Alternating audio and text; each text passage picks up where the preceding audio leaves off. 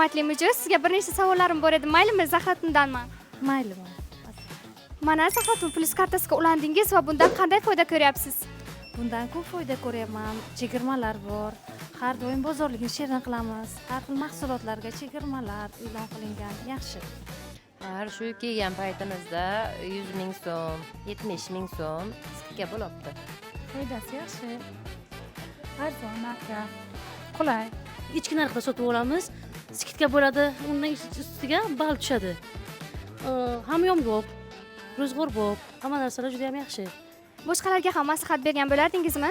Ha, qulay. Bir joydan bozor qilasiz, yurmaysiz ko'chada. Yaxshi. Maslahat beraman. Qulay, arzon. Bozorda yurgandan bizga qulay. Albatta, juda ham bozor narxidan ko'ra juda ham arzon. Mana hozir ham bozorlik qildingiz. Qancha bo'ldi va qancha tejadingiz?